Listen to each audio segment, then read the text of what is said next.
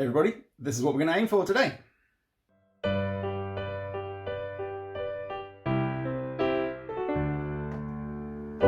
Another turning point, a fork stuck in the road. Time grabs you by the wrist, directs you where to go. So make the best of this test and don't ask why. It's not a question, but a lesson learned in time. So today we're going to learn Green Day, Good Riddance, or Time of Your Life.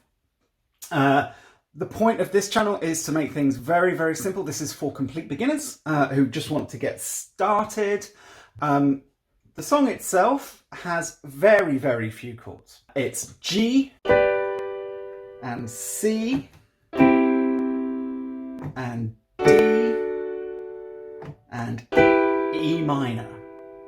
Just those 4 chords. Now, if you don't know what those 4 chords are, if you look in the link to the video or on the channel page in the info, there's a link there to a free course that will allow you to memorize all the major and minor chords, the sad and happy chords, 14 of them, and you'll be able to memorize them and play them, and you'll also learn where all the names of the notes are and be able to memorize that very easily.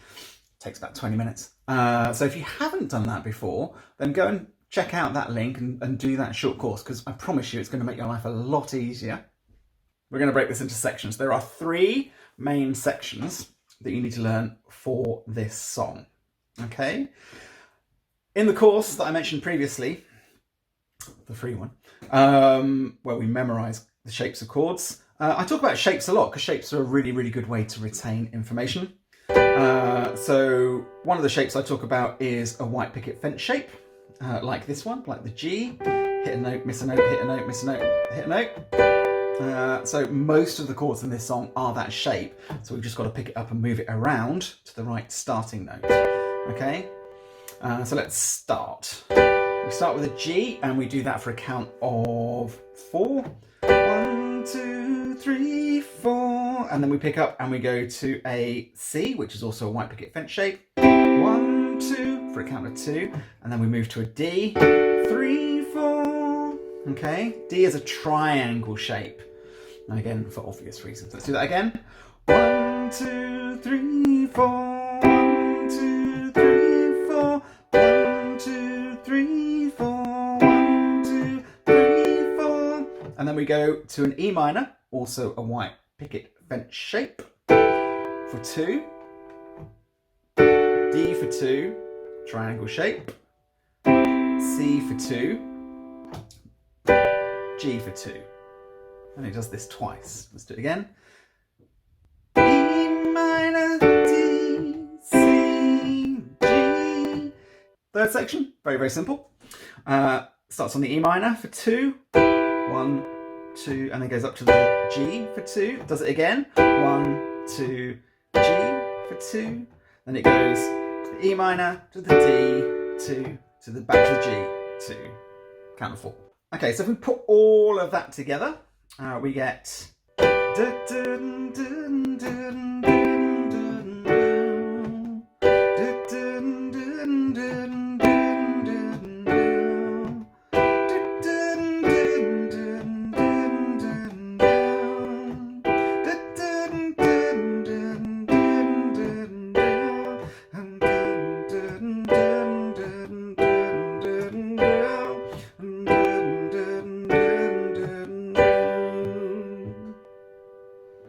What I might get this hand to do is play on every beat, make it sound a little bit more interesting.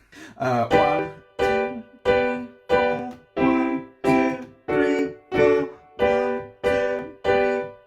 1, 2, 3, 4. 1, 2, 3, 4. 1, 2, 3, 4. 1, 2, 3, 4. 1, 2, 3, 4. 1, 2, 3, 4. 1, 2, and 3 and 4. 1, 2, and 3. While this hand is doing this, we're going to get this hand to play a bass line.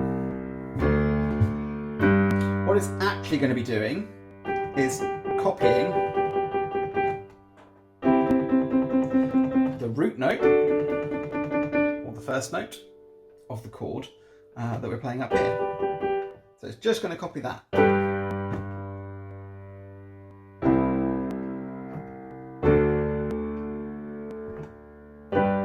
Okay, and it's going to do that throughout. What I would suggest with this hand, try not to move it around. If we place our hand here, this is the G, this is where we're starting.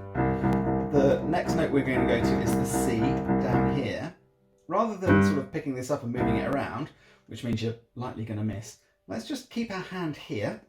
So all we have to do is press the right key. See?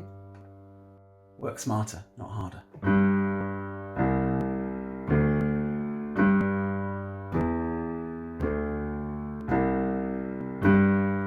So let's try that all together.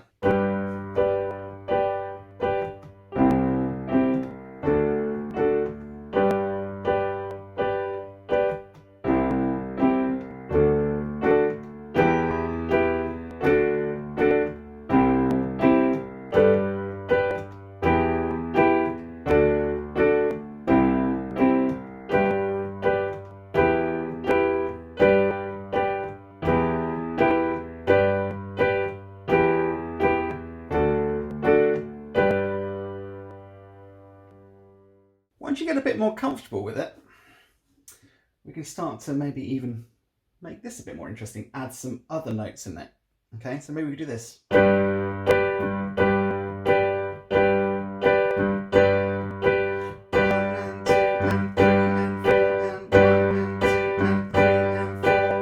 So this is still doing 4, but this is doing 1 and 2 and 3 and 4 and 1 and 2 and 3. So it's playing on the 1 and 2 and 3, and the and just before 3. If we count 1 and 2 and 3 and 4 and 1 and 2 and 3 and 4 and we can keep that going. 1 and 2 and 3 and 4 and. So you can choose to do it or choose not to do it.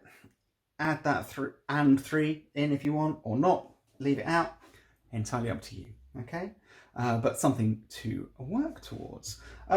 When I did the introduction as well, rather than just playing the chord straight, which we do as we play through, I actually split up how I played it. I played the top 2 notes and then the bottom note, sort of rocking between the 2. Just to give it a bit more interest again.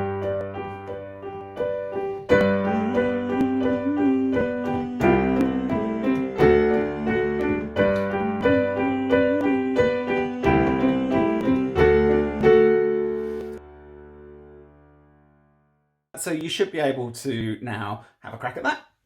Go away, practice it. If you are struggling again to remember those chords and what the shapes of them are, do recommend go and check out the free course because it'll solve that problem for you. You'll know what the names of the notes are and you will know what the shapes of the chords are. They'll just be under your fingertips, just much easier. Okay, so we'll see you again next week. Bye.